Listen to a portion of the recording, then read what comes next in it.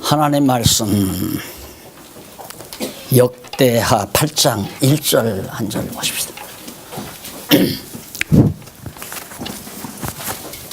역대하 8장 1절. 솔로몬이 여호와의 전과 자기 궁을 20년 동안에 건축하기를 마치고 후람이 자기에게 준 성읍들을 다시 건축하여 이스라엘 자손으로 거기 거하게 하니라. 2절까지 봉독했습니다.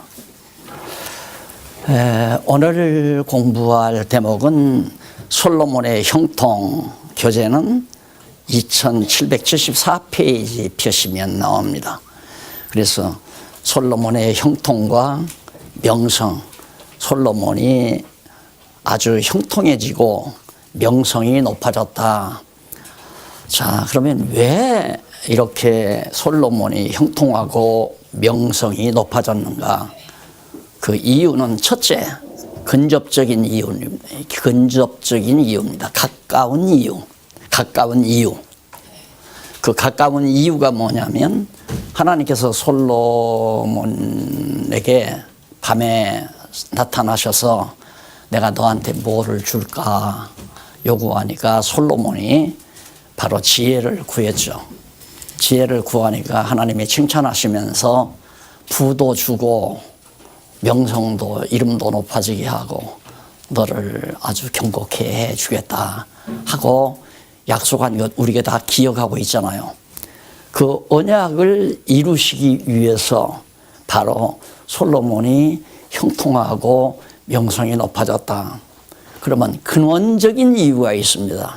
아주 근원적인 것도 또 좀 차등이 있어요. 아주 근원적인 것은 바로 솔로몬 왕을 번영케 하신다고 언약하셨으니까 번영케 하시기 위해서 이제 번영을 시켰는데 그 이유는 다윗 왕조를 하나님이 보호하시기 위해서다.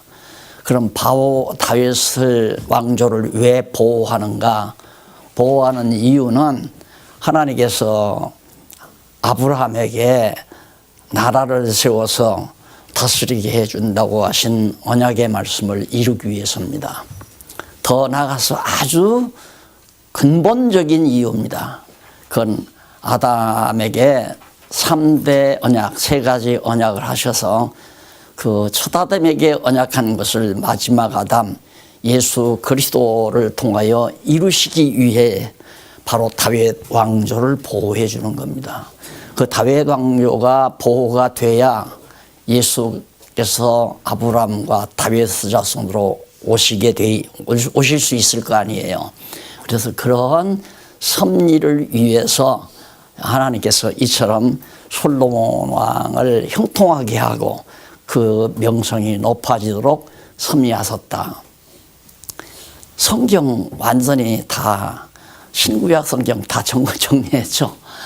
성경을 그렇게 보아 나가면 됩니다.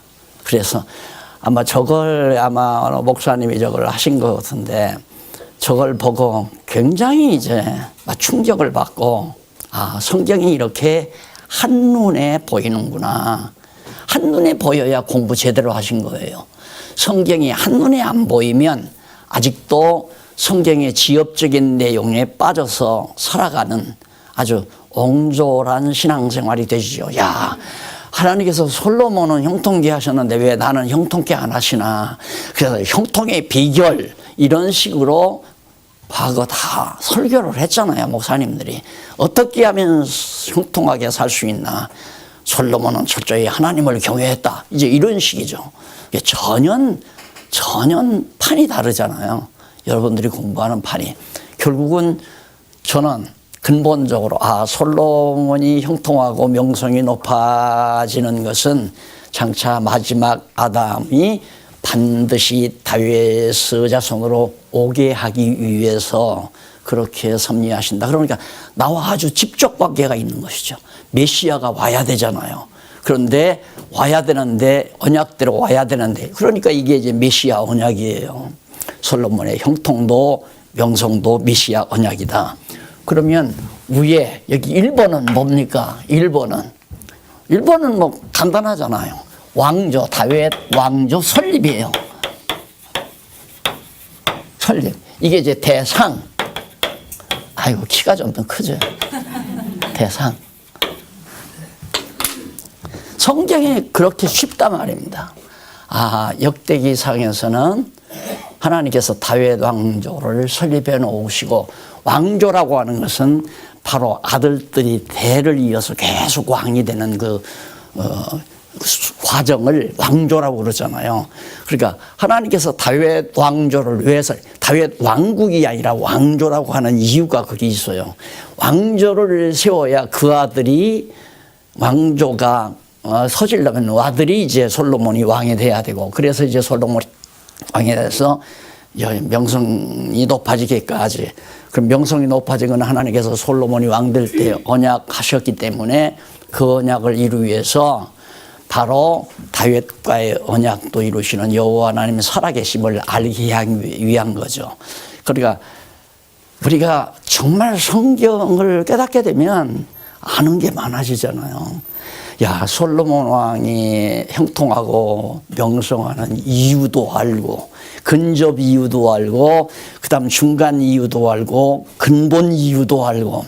그러다 보니까 바로 이 우주가, 이 세계의 역사가, 하나님의 세계의 섭리가, 세계적인 우주적인 섭리가 한눈에 딱 들어오니까 그게 바로 지혜란 말입니다. 그걸 아는 게. 그래서 지혜가 열리는 거 아니에요. 그러면 그렇게 하나님께서 섭리해가는 과정에서 이런 것만 있는 게 아니에요.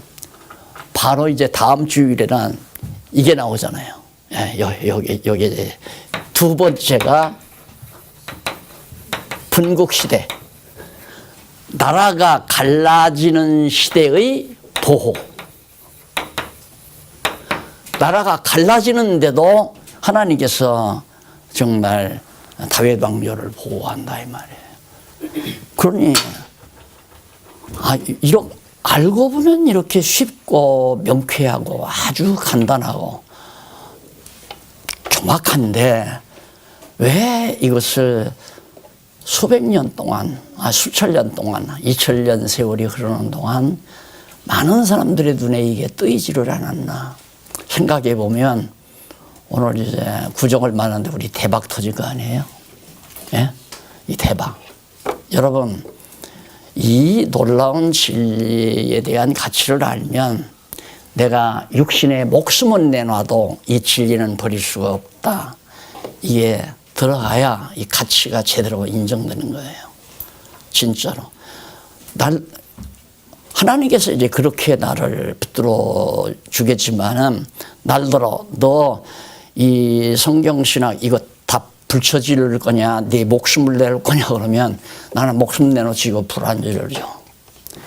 이게 얼마나 대단한 건데요. 그러니까 오늘 요즘 뭐 인문학에 들뜨고 있는 뭐 머리 벗겨진 분 강조하고 역사를 해야 된다. 역사를 알아야 된다. 역사 알면 뭐예요? 역사란 다 주관적 해석을 해서 써놓은 거기 때문에 인간들이 써놓은 역사를 알면 사람이 편협적으로 돼버려요. 그래서 진보주의자냐 보수주의자냐. 보수주의자들이 써놓은 역사를 자꾸 보게 되면 보수주의자가 되고요. 진보주의자들이 써놓은 역사를 자꾸 탐독하면 사람이 진보주의자가 돼버려요. 그러니까 그게 편협적인 인간이 되는 거죠. 그런데 성경에 나타나는 이 역사는 인간적인 주관적 시각에서 보는 게 아니에요. 하나님이 이 역사를 어떻게 섭리하고 주관해 가시나 그게 이제 성경에 나타나기 때문에 완전 객관적 시각, 보수주의자의 시각도 아니고 진보주의자의 시각도 아닌 절대 객관적인 하나님의 시각에서 역사를 기록해 놓은 하나님의 말씀이기 때문에 성경을 보다가 보면 사람이 그걸 이제 중국의 뭐 공자 같은 맹자 같은 사람들은 중용이라는 말을 쓰죠. 근데 우리는 중용을 말하는 게 아니에요. 중용이란 보수주의자와 진보주의자. 그러니까 회사 사장단하고 그다음 저 노동 회사원들 이제 노동쟁취 있잖아요. 그 사람들하고 앉혀놓고 딱 보고 이 사람의 의견도 당신 그거 좀 포기해. 당신 그거 양보하고. 그렇게 해서 중용을 택하는 걸 중용이라고 그래요. 그건 불가능한 겁니다. 절대 불가능해요. 사람이 이 세상에 자기 이익을 위해서 사는 것이 세상인데 누가 자기 이익을 포기하려고 그래요. 그러니까 포기 안 하려면 힘을 만드는 거예요. 그러니까 이러다 보면 또 정치 강연에 나오지만 트럼프가 죽어도 양보 안 하는 이유는 이제 미국의 이 칼자루 놓치면 우리는 죽는다. 그러니까 우리 미국부터 강해져야 된다. 그래가지고 미국 중심, 자기 나라 중심인 정책을 지금 펴나가잖아요. 인간적으로 타락한 인간적인 입장에서는 맞는 얘기예요. 우리도 마찬가지죠. 우리 힘약하면 우리는 쫓겨난다. 그게 보편적인 인간들이 가지고 있는 생각이에요. 천만의 말씀. 강하다고 지키고 약하다고 쫓겨나는 게 아니에요. 하나님의 손에 달려있다 이거예요. 이게 이제 이런 역사를 하나님의 섭리를 공부하면서 터득해지는 게 이제 그게 지혜죠. 누가 하나님의 손에 붙들려 있느냐. 한 사람 다윗이 붙들려 있어도 강대한 블레셋도 물리치고 많은 대적들도 물리쳤는데 한 사람 다윗이. 왜?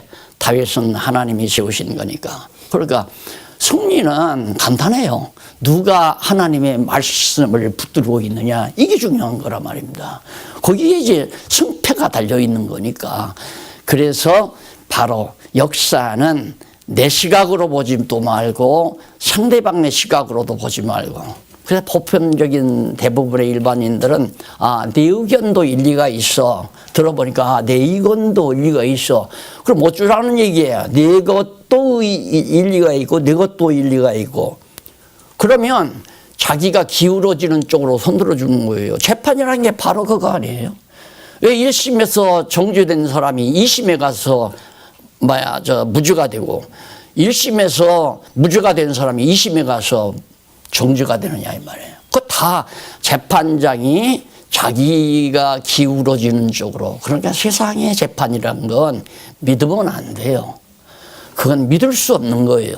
거기서 판결 났다고 해서 승소한 사람은 의인이고 패소한 사람은 죄인이다. 천만의 말씀. 그건 아니라 말입니다. 나도 일반 교계로 말하면 나는 이단이에요. 3번이나 이단이 됐으니까 그러면 교계가 이단이란다고 해서 이단이 되는가? 천만의 말씀이에요. 그러니까 이런 정확한 하나님의 섭리 경륜을 오늘 우리가 이걸 왜 배우는가?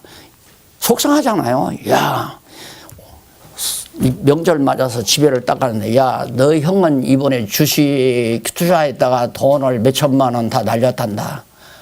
야, 너 둘째 형은 땅에다 투자했는데 땅값이 지금 2배가 올랐단다. 그러면 얼마나 열통 터져요. 안 그래요? 형이 생각할 때 다 자기는 손해가 났는데 동생은 이익을 봤으니까. 우리가 이 명절 지금 직전에 솔로몬 형통 배워서 뭐 알고요. 안 그래요? 내가 형통한 것도 아닌데. 그러니까 성경을 잘 못 보면 보나마나 볼 필요도 없는 옛날 과거 일에 있었던 이야기 이런 것들로 취급해 버리니까 성경을 하나님의 말씀으로 받아들이지 않는 거예요. 자, 서론이 여기까지입니다. 자, 그러면 솔로몬이 형통하게 되는데 본론 들어가 보십시다. 1절로 6절. 솔로몬이 여호와의 전과 자기 궁과 성읍들을 건축해요. 왜? 간단하게 여호와의 전을 왜 건축했나? 이건 다윗 때 다윗에게 언약을 했어요. 그러니까 이것도 언약 성취예요. 그렇죠?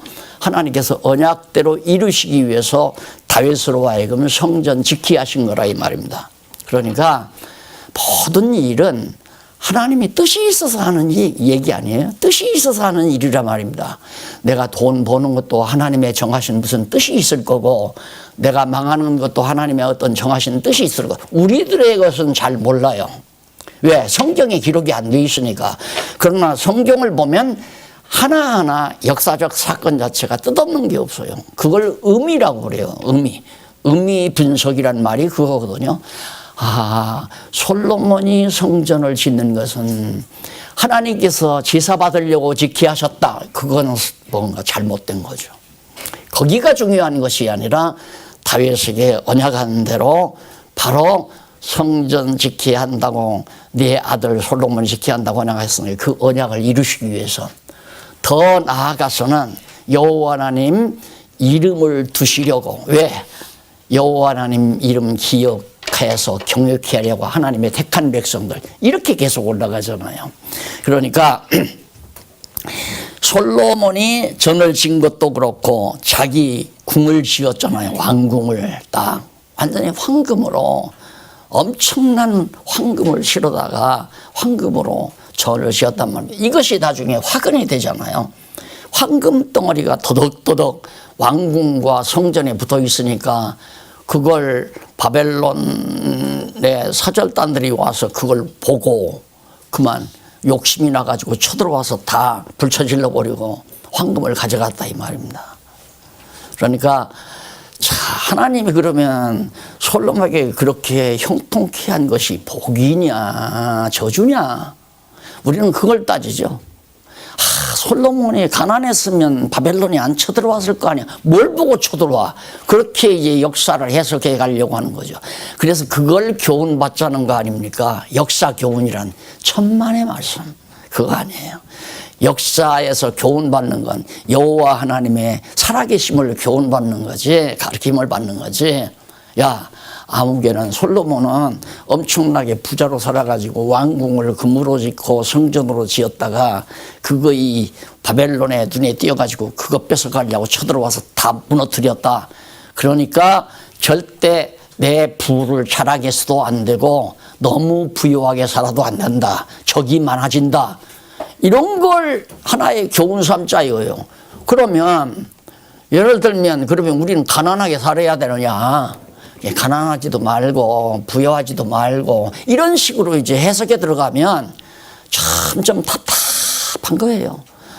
고속도로로 달리다가 지방도로로 달리다가 그 다음 뭐 조그만 골목길로 달리다가 산골로 들어가서 길도 없는 데서 헤매는 것 같은 무슨 답도 나오는 것도 아니고 해결책이 있는 것도 아니고 인생살이가 그렇게 답답하다 말입니다. 그런데 치고 올라가니까 확 터져버리잖아요. 세계 원리가 하나님의 우주 섭리의 원리가 딱 드러나고 원리의 진정한 의미가 정확하게 다가오니까 모든 사건에 대한 확고한 신념, 확고한 확신, 의미와 확신을 가지고 인생을 살아갈 수 있다 얘기죠. 그래서 바로 솔로몬이 이제 궁과 성읍들도 하나님께서 경고케 해서 번창하게 한다고 언약했으니까 성읍도 막 또 누가 주잖아요. 선물로. 저 이방 왕이 성읍 하나를 선물로 갖다 줘. 이거 대왕께서 가주시라고. 그 다음 7절로 10절에 보면 가나안의 잔민들은 역금을 삼고 백성들은 장관을 삼고 자 가나안에 아직 남아있는 가나안 땅에 남아있는 그 이방 민족들이 있잖아요. 그걸 역군 노동자로 쓴 거예요. 노동자로 노예로 사용한 거죠. 그리고는 이제 백성들은 이스라엘 백성들은 완전히 감독자들로 장관들로 다 삼아서 얼마나 튼튼하고 견고하겠어요. 자, 일하는 건설업자들도 있고 노동자들도 있고 그 노동자들을 다 관장하고 주관해 갈 수 있는 장관들이 있으니까 나라가 견고해졌단 말입니다. 그리고 11절에 가보면 솔로몬이 바로의 딸을 다윗 궁에서 자기 궁으로 옮겼어요. 자, 지금 솔로몬 살판 났은 거예요. 정말 형통하잖아요. 지금까지는 자기가 지은 전이 아니에요. 그러니까 자기가 마음에 드는 여자를 아내로 맞아들여가지고 어디서 그냥 남의 집에서 새어들어 살다가 그 다음 돈 벌어서 정말 아파트를 당첨받았거나 분양받았거나 아니면 단독주택을 아주 근사하게 지어가지고 딱 아내를 근로로 받아들이는 그 솔로몬의 심정은 아마 남자라면 누구나가 다 느낄 수 있겠죠. 여자분들이 그걸 느낄까? 남자의 심정은 못 느낄 거예요. 남자라는 게 그거 아니에요. 나한테 시집 온 여자를 어떻게 하면 행복하게 살는 행복한 모습을 내가 늘 보며 살 수 있을까? 그게 남자의 꿈 아니겠습니까? 순수한 남자로서의 꿈은. 근데 솔로몬은 지금 그 꿈이 당첨되는 거예요. 그러니까 바로 애굽 여자가 애굽인의 이 첩이 화들짝하고 웃었겠죠. 이렇게 솔로몬 왕이 최고 절정이다라는 형통함이 바로 8장에 나타나 있습니다. 그리고 12절로 15절에 보면 솔로몬이 번제를 드리고 제사장 반차를 정해서 여호와 하나님 섬기게. 자, 자기 궁 지어서 다 집들이도 다 했고, 그러니까 이제는 성전 지어놓은 성전에서 하나님께 제사를 드려야 되지 않겠어요? 이것도 자, 하나님께서 다윗에게 솔로몬에게 다윗에게 언약했잖아요. 다윗에게 자, 네가 여호와의 법도와 규례와 율례대로 행한 것처럼 네 아들 솔로몬도 그렇게 행할 것이기 때문에 거기에 이제 우리말 본문에는 행하면 가정법으로 나오는 걸 제가 다시 번역했죠. 행할 것이기 때문에 행할 것이므로 내 아들 솔로몬이 성전도 짓고 여호와의 정말 부요하게 견고하게 이제 살아갈라라고 하는 것을 아버지 다윗에게 언약했단 말입니다. 그 언약대로 솔로몬이 지금 성전 짓고 하나님 잘 율례와 법도 따라서 제사를 드리는 거예요. 근데 모든 것이 언약하고 언약대로 이루어 가신다. 그 근본적인 이유는 첫 아담과의 언약을 이루기 위해서고, 간접적인 이유는 아브라함과 이삭과 야곱에게 언약을 이루시려는 거고, 더 간접적인 이유는 아들 다윗에게 언약한 것을 이루시기 위해서다. 겹기업이죠, 겹기업이. 그러니 어떻게 여호와 하나님 살아계시다고 우리가 안 믿을 수가 있어요. 머리가 조금 이렇게 완전히 망가졌으면 모르지만 두뇌 기능이 제대로만 움직여 간다면, 성경을 알면 와, 세상에 이런 책이 다 있을까? 어떻게 이런 책이 다 있어? 이게 지금 역대기상하는 주전 한 4세기경에 기록한 거거든요. 주전 4세기경에. 그러니까 주전 4세기경에 기록한 것이 모세가 1500년 전에 기록한 말씀과 완전히 이렇게 결합이 되어 있잖아요. 맥이 살아있다 이 말이에요. 그래서 믿어지는 거 아니에요. 제가 바보라서 그냥 누구마다나 목사질을 하기 위해서 하는 거 아니란 말입니다. 절대. 어제도 어느 대단한 분이 오셨대요. 하여튼 자기가 나한테 소개할 때는 뭐 하버드를 나오고 뭐 웨스트민스터를 나오고 미국에서, 그리고 뭐 미국에서 어떤 대단한 연합운동도 하고 그러면서 내 소개를 받고 찾아와 가지고, 이 목사님 미국 한번 가서 거기 한국 목사들에게 한번 이 성경신학을 소개해야 되겠다. 그리고 얘기를 하더라고요. 얘기를 하는데, 그렇게 머리가 좋아도 하나님께서 깨닫지 못하게 못한단 말입니다. 그러니까 하나님께서 눈을 뜨게 해서 보고 보니까, 야, 이 성경이 그냥 완전히 통째로 확 보이는 이런 은총을 여러분과 내가 지금 현재 받고 있는 거란 말입니다. 그래서 이걸 무슨 뭐 제도를 만들어서 얼마 등록금을 내면 가르쳐주고 몇 학기를 가르쳐주고 등록금 안 내면 퇴학을, 이건 도대체 나하고는 전혀 안 맞는 거예요. 그러니까 지금 예수님은 오셔서 제자 12명 모집을 했는데 하나는 그나마도 그 못된 거 퇴학생 만나가지고 퇴학당했잖아요. 그런데 11 가르쳐 놓고 가셨는데, 그래도 저는 내가 예수님은 아니지만 이렇게 여러분들과 함께 이 진리를 같이 나눈다는 건 더 이상 만족할 수가 없죠. 더 이상. 이 이상 더 바라면 나쁜 놈이죠, 내가. 그러니까 이 엄청난 진리를, 왜? 너무 귀한 거기 때문에 돈 받고 이렇게 저렇게 할 수 있는 흥령 대상이 아니란 말입니다. 그러니까 얼른 알아듣더라고요, 그분이. 아, 너무도 값이 있으니까 무값이란 얘기죠. 이건 값이 없는 거야. 무값이야. 아주 산에서 엄청나게 한 10년, 20년 된 산삼을 캐가지고 나온 사람은 이거 얼마요? 무값이야. 부르는 게 값이야. 그러잖아요. 이건 돈으로 계산될 보화가 아니에요. 이것을 어떻게 하면 여러분들하고 좀 쉽게 나누어 가지는가 하는 것이 일편단심의 생각이죠. 더 나아가서는 정말 이웃나라 많은 영혼들과 이 땅 위에 사는 모든 영혼들과 어떻게 하면 잘 나누어 가질 수 있을까. 오직 소원이 있다는 그 한 가지 소원밖에 없잖아요. 그래서 지금도 책상거리 앞에 앉아서 계속 어려운 말은 쉽게, 어렵게 표시한 건 좀 간결하게, 군더더기 있는 건 다 떼버리고 쏙 들어가도록 그게 하나하나 문맥을 잡아가면서 수정하고 고쳐보고 또 고쳐보고 그렇게 해서 한 2, 3일 작업을 했는데 내가 뭐 하나를 딱 잘못 눌러가지고 확 2, 3일 작업이 다 날아가 버렸어요. 그래 한동안 밥 먹을 마음이 싹 없어지더라고요.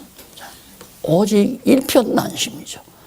어떻게 하면 쉽게 간단하게 오늘 여기 계신 여러분만이 아니라 여러분들이 낳아서 기르는 자녀들과 우리 후대들에게 이게 정말 그렇게 전해질 수 있을까?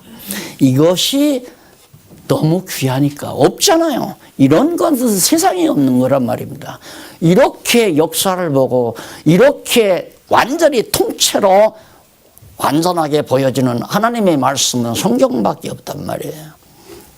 그래서 하나님께서 정말 솔로몬에게 성전 짓고 제사하도록 섭리하시는데 16절에 보면 솔로몬이 모든 일구를 완비해 가지고 전이 하나님 여호와의 전이 결점이 없이 다 필요해서요. 그러니까 제사까지 드릴 정도로 성전이 완벽하게 완비돼서 완전히 공사가 다 피력을 했다. 그리고 17절로 18절은 솔로몬 왕이 후람 도움을 받아 오빌의 금, 지금까지 쓴 금도 많은데 오빌에서 금을 막 근데 이놈의 오빌이 어딘지 아무리 찾아보려고 해도 알 수가 없대요. 대개 짐작은 해도 엄청나게 금이 많이 나오는 지역인가 봐요. 거기에서 더 시러워서 말은 예루살렘에 완전히 금이 돌덩이처럼 그렇게 굴러다닐 정도로 많았다 그래요. 그러니 어떻게 욕심을 한 거예요? 그걸 욕심내죠. 그러니까 영국 사람들이 이제 콜럼버스 이후 이제 막 인도양으로 해서 대서양으로 해서 인도양으로 막 돌면서 이제 탐험을 했잖아요. 그런데 그 땅에 지하 자원이 많으면 다 쫓겨났어요. 근데 지하 자원이 없는 땅이 대륙이 없잖아요.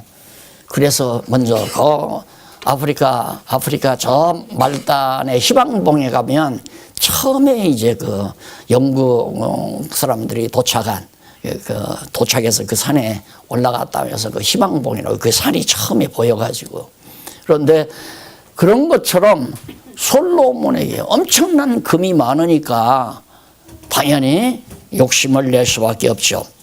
그래서 결국 부여해지고 금도 실어오고 부여해지다 보니까 명성이 높아지잖아요. 그래서 세상에서 사람들이 왜 돈을 많이 벌어서 쌓으려고 하는가? 자기 명성 높이기 위해서. 돈 많으면 다 되잖아요. 돈 많으면 법조인도 자꾸 찾아오고 권력을 가진 사람도 찾아오고 그러면 돈으로 그들을 사귀어서 출세도 할 수 있고 권력도 잡을 수도 있고 그래서 자꾸만 돈을 생각하는 거거든요. 솔로몬이 그렇게 엄청나게 부와 영화를 누리면서 딱 좌정하고 있으니까 명성이 높아지기를 시작하는데 그 명성이 퍼지기 시작해요. 퍼지기. 자, 내가 늘 그랬죠? 형통하고 잘 될 때 조심해라. 이것도 내가 잘못된 얘기예요. 조심한다고 조심해지나요? 그냥 이 말씀을 깨달으면 조심해야 되겠다고 하는 소홀이 있어서 조심해져요. 왜? 성령께서 그 말씀을 깨닫게 해서 아, 하나님이 나로 하여금 조심하게 하시는구나. 내가 조심하는 게 아니에요. 내가 여러분들에게 조심하라고 해서 조심하는 게 아니라 조심하네. 그건 성경에서 하는 얘기고 뭘 조심할 거 있어. 돈 벌어서 뭐하게. 망탕 쓰고 망탕 놀자.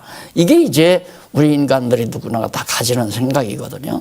그걸 차단할 수 있는 것이 이런 살아있는 하나님의 말씀을 보면 아, 하나님이 분명히 나를 이런 처지에 놓아주시는 뜻이 계실 건데 그 뜻이 무엇일까를 궁구하며 찾게 되는 거죠. 그게 지혜자 아니에요? 그게 지혜로운 자인데 얼마나 명성이 높아졌든지 9장 1절로 12절에 보니까 스바 여왕이 솔로몬 왕을 만나보고 감탄하여 돌아갑니다. 소문을 들었어요. 스바 여왕은 에티오피아이죠. 에티오피아 지금의 에티오피아인데 그 당시에 여왕이니까 얼마나 화려하고 얼마나 또 자기 나름대로는 영화로웠겠어요. 그런데 솔로몬의 영화가 대단하다니까 시기도 질투도 났을 거 아니에요. 한번 찾아가 보자. 그래서 데이트 신청을 한 거예요. 솔로몬에게. 그러니까 와라. 그래서 이제 여왕이 솔로몬을 데이트하기 위해서 이제 찾아간 거 아니에요. 막 보물을 가득히 싣고. 그러니까 요즘에는 남자가 여자를 만나려면 돈 가지고 가야 되잖아요. 또 선물 가지고 가야 만나주고. 근데 반대예요, 여기는. 워낙 영화롭다니까, 그냥 가면 이거 완전히 무시당할 테니까 그냥 선물로라도 그냥 기를 죽이자 해서 몽땅 싣고 가가지고 정신이 아주 찬란했다고 그래요, 정신이. 눈이 그 눈부신 솔로몬의 영화 앞에 완전히 스바 여왕이 기가 딱 꺾인 거죠. 그러니까 가지고 간 선물 다 갖다 주고, 그리고 완전히 기가 죽어서 바로 스바 여왕이 돌아간 거예요. 성경에는 기 죽었단 말은 없어요. 그러나 그 분위기를 봐서 기가 꺾인 거죠. 또 성경 거짓말로 가르치더라 또 뭔가 그럴까 봐서 하는 얘기니까 알기 쉽게 말씀을 드리는 겁니다. 자, 그 다음 이제 넘어가서 자, 그렇게 찾아올 뿐만이 아니에요. 13절로 21절에 보니까 금은과 상아는 코끼리 이빨이죠. 아주 귀한 거 아닙니까? 금은과 상아, 지금은 우리가 아주 귀한 나무로 가구를 짜도 좋다고 그러잖아요. 근데 상아로 가구를 만들어 놓은 건 그건 절대 영원하지요. 이 땅에서는 썩지도 않고 변하지도 않고, 상아로 의자를 만들고 상아로 모든 가구를 만들고, 그래서 상아 가구로 집안에 채워놔야 그래도 산 것 같이 사는 그런 정도의 귀한 물건이 코끼리 이빨인데, 이런 것들이 매우 풍성한 솔로몬의 영화와 부귀가 차고 넘쳤다 이 말이에요. 그것이 13절로부터 21절까지 나옵니다. 자, 그러면 우리는 이런 장면을 읽으면서 자꾸 이 정신이 흐려지면 마음에 욕심이 있으면 이렇게 한번 살아봤으면 좋겠다, 이런 생각을 하니까 성경이 안 보이는 거예요.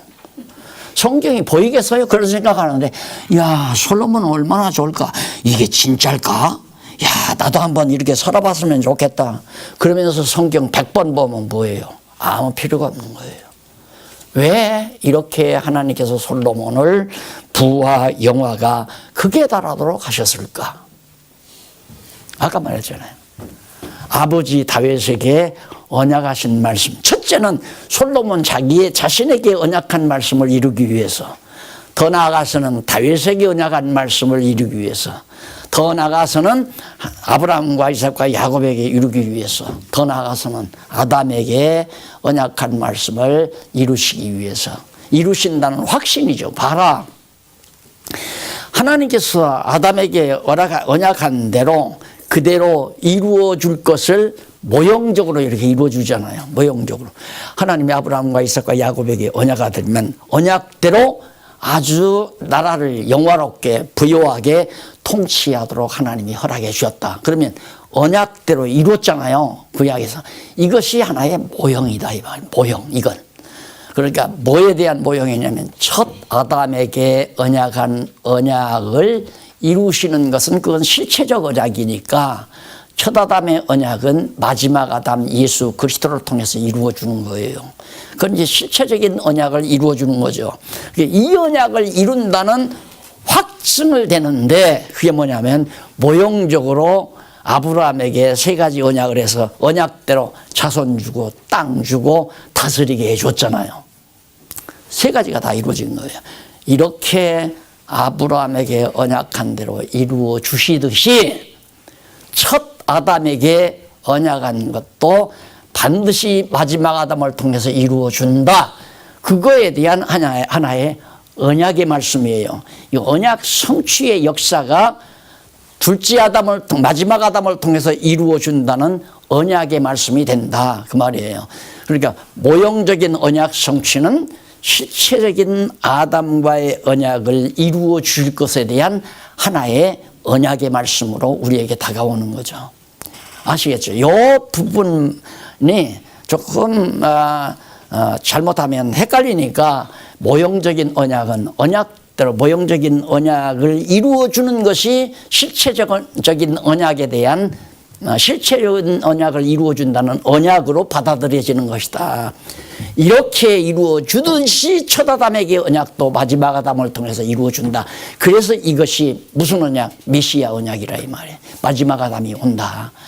솔로몬이 이렇게 나라를 세워서 형통하게 되고 명성이 높아지는 것이 바로 예수 그리스도 메시아를 보내준다는 확신이다 이 말이에요. 그런데 우리는 이미 메시아가 와서 이미 성령이 와서 세운 교회 안에서 우리가 살아가잖아요. 그런데 이걸 왜 못 믿어요? 이런 하나님의 역사를 어떻게 안 믿을 수 있느냐 말입니다. 믿으려고 노력해서 믿어지는 게 아니라 믿을 수밖에 없잖아요. 어떻게 안 믿어져요? 그래서 우리가 예수를 그리스도로 믿는 거고 그리스도를 통해서 영원한 하나님의 영광스러운 하나님의 나라에 우리들이 백성으로 산다고 하는 것도 확실하게 의심 없이 믿게 되는 이유가 여기에서요. 그러니까 이스라엘 백성들은 솔로몬이 다스리는 통치 아래서 살았지만 오늘 우리는 예수 그리스도의 통치 아래서 사는 엄청난 행복한 백성들이란 말이에요. 이게 이제 바로 성경을 보아나가는 관점이에요. 시각. 어떤 시각에서 성경을 보느냐 하는 얘기죠. 그래서 부와 영화가 극에 달하자 9장 22절로 28절에 보면 86페이지 나오죠. 솔로몬의 지혜로 인해 천하와 열왕이 정한 조공을 드립니다. 자, 이렇게 얘기하면 내가 솔로몬이냐 아니라 지혜가 솔로몬이에요. 그러니까 오늘 우리의 지혜는 예수 그리스도가 하늘로부터 오시는 예수 그리스도가 지혜 아니에요? 이 지혜로운 말씀이 소문이 퍼지면 어떻게 뭐가 들어오느냐? 정한 조공이 들어온다 이 말이에요. 조공이. 이게 솔로몬이 갑작스럽게 부자가 된 것은 솔직히 이제 가나안 땅 노예로 살다가 가나안 땅 들어와 가지고 한 300여 년간은 그 사사시대에 형편없이 살았잖아요. 땅은 정복했지만 계속 이방의 침입을 받으면서 살았기 때문에 뭘 좀 이뤄놓을 만하면 날아가 버리고 뭘 좀 이뤄놓으려면 날아가 버리고 이것을 한 10여 년 넘게 반복하다가 보니까 나라가 형편없었죠. 그러자 사울이 왕 돼가지고 블레셋에게 꼼짝 못하고 망할 지경에 다윗이 이제 왕이 됐잖아요. 다윗이 왕이 되는데 그때 조금 이제 안정이 되는 거예요. 정치적으로 사회가 안정이 되는 거죠. 다윗 시대에. 그러자 갑자기 부자가 되는데 솔로몬 40년 어간에 나라가 엄청 큰 부자가 됐어요.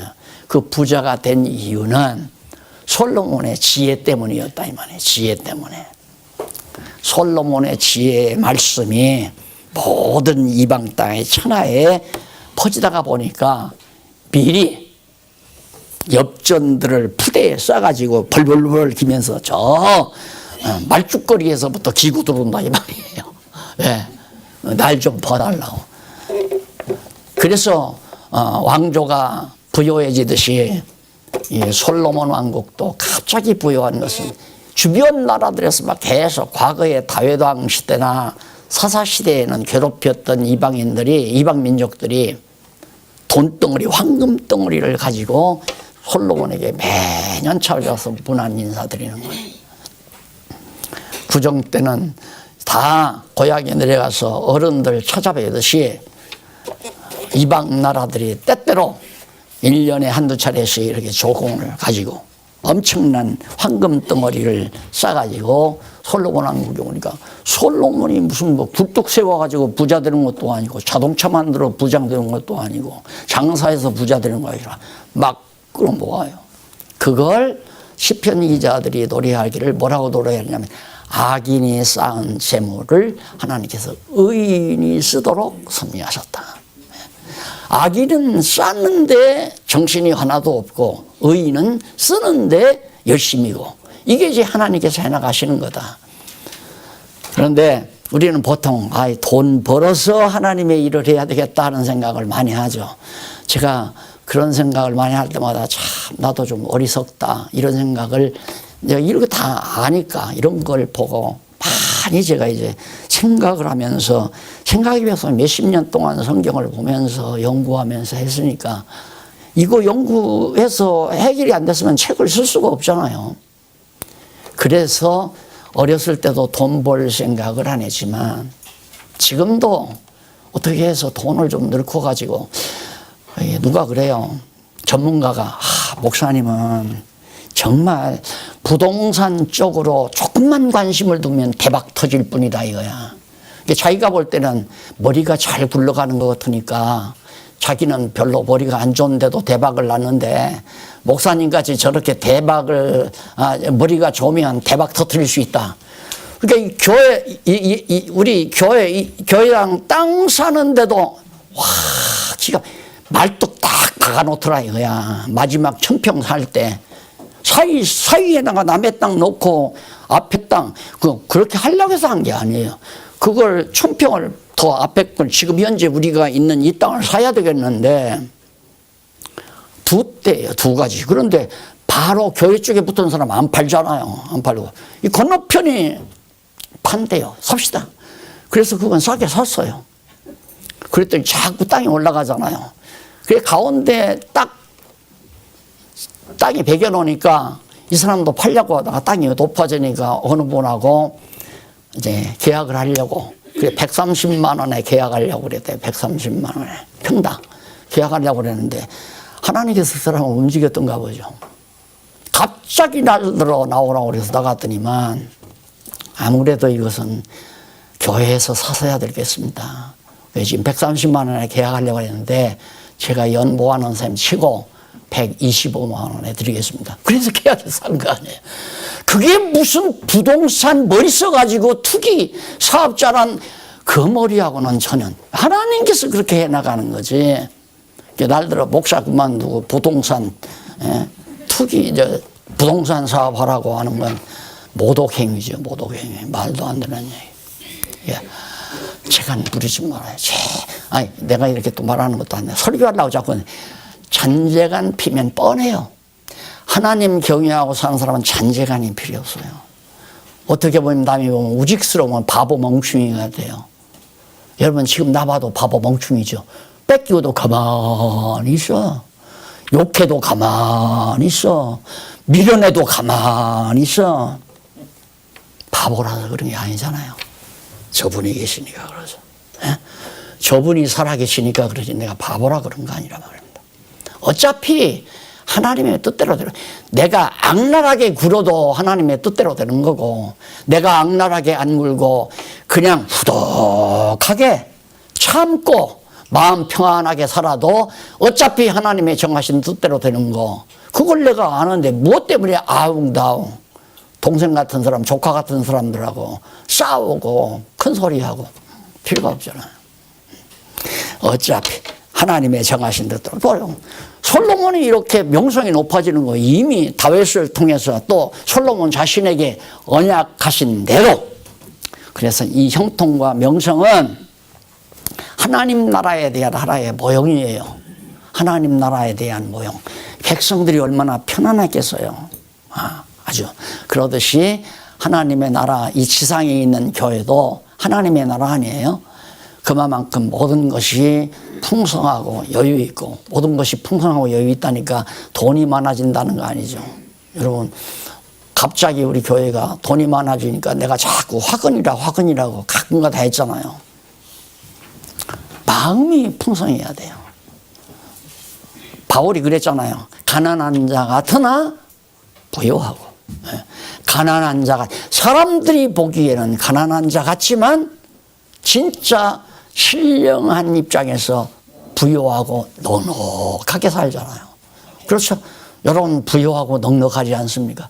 불평 없잖아요. 짜증도 없고 근심 걱정도 없고 욕심도 많이 사라지고 그러면 됐죠. 바로 이것이 이제 하나님 나라에 대한 모형이에요. 그림자. 자, 이렇게 해서 이제 딱 조공을 들여서 정말 나라가 부유하고 넉넉하고 형통해졌는데 9장 29절로부터 9장 29절에서 31절까지 보면 솔로몬이 즉위한 지 왕위에 오른 지 40년 동안 정말 통치하고 나서 죽어요. 그리고는 그 아들 르호보암에게 이제 나라가 계승이 돼요. 르호보암에게.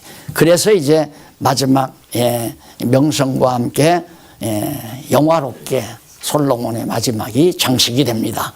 그러면 르호보암이 이제 솔로몬 뒤를 이어서 그러니까 설립에서 그 왕조를 보호하니까 아들이 왕이 돼야 되잖아요. 솔로몬의 아들 르호보암이 왕 되는 것으로 끝나요. 9장까지. 정확하죠. 너무 정확해요. 여러분, 왜 우리 주부들 복에서 조리실에서 일하다가 가는 거 있잖아요. 다 변기로 가는 거. 그게 뭐가 너무 많이 거칠게 넣어가지고 꽉 막히죠. 그런데 도저히 그게 이제 더 돌지를 않아요. 그럼 빼요. 빼가지고 다 씻고 정리해서 딱딱 맞추니까 정확하게 딱딱 들어맞잖아요. 성경이 그렇게 돼 있어요. 그러니까 시계를 다 아이들 장난감도 있잖아요. 장난감 로봇 같은 거 사다가 그림을 보고 하나하나 떼가지고 맞추면 제자리에 딱딱 맞듯이 성경이 그렇게 정확하게 들어맞는다 이 말이에요. 그런데 르호보암 때 나라가 갈라져요. 그러니까 하나님께서 군국시대도 보호한다. 언제도 다윗 왕조를 보호하기 위해서 군국시대에도 보호한다. 그 말이에요. 군국시대에도 하나님께서 이게 이제 맞죠. 군국시대 보호가 맞아요? 네. 네. 양쪽 가로, 한쪽 가로죠. 2번. 한쪽, 솔로몬의 번영인데, 분국시대에도 하나님께서 다윗 왕조를 보호하기 위해서 하나님이 분국시대에 지켜주신다. 그런 얘기예요. 자, 그래서 결국 하나님의 선하신 뜻이 이렇게 하나하나 역사 속에서 이루어 가기 때문에 자, 오늘 이 강의를 듣고 우리는 몇 가지가 정리가 되죠. 역사를 통째로 보는 시각은 성경밖에 없다. 그래서 성경을 발견하고 본 역사관만이 진짜 참 진리다. 그래서 성경적 기독교 책에서 역사관이 나오잖아요. 다 이런 데서 나오는 거예요. 전부. 역사관. 그게 내 역사를 어떻게 볼 거냐. 간단해요. 내 역사, 부끄러운 역사든 영화로웠던 역사든 모두가 다 하나님의 정하신 뜻을 이루어가는 섭니다. 그러니까 내가 지금 80평생을 살고 보니까 지난날 결과를 몰랐을 때에는 그때 하나님이 조금 아버지를 좀 붙잡아 줬으면 내 꿈을 이루었을 텐데 이러고 살잖아요, 우리들은. 그 아버지가 그때 날 좋은 대학을 보내줬으면 정말 내 팔자가 달라졌을 텐데. 그래서 과거도 원망하고 부모도 원망하고 그 상황도 원망하고 때로는 친구도 원망하고 그게 우리들의 보편적인 생활이에요. 불신앙적 생활. 그런데 신앙 안에서 살다가 보면 정말이에요. 아버지가 외정 때 가난했기 때문에 오늘이 있어요. 아버지가 가난 안 했으면 나도 어제 만난 그분처럼 하버드 나왔을지도 모르고 또 웨스트민스터 나왔을지도 모르고 미국에 가서 왜 어린 시절 동네에 영어 잘하는 아저씨가 있어가지고 조금만 뭐 시간 나면 막 거리에 나와서 영어책 보고 달달달달달 그 영어를 해요. 그게 얼마나 부러웠던지 나도 요한복음을 영어로 중학교 다니면서 영어로 요한복음을 다 외우려고 그때 그대로 했으면 나도 영어 잘했죠. 영어 잘했으면 한국에 있을 수가 없죠. 한국에 있을 수 없으면 아마 한국에 연대에 와서 교수가 돼가지고 지금 원로 교수가 됐을지도 모르고 아유 팔자 뻔하잖아요. 기도합시다.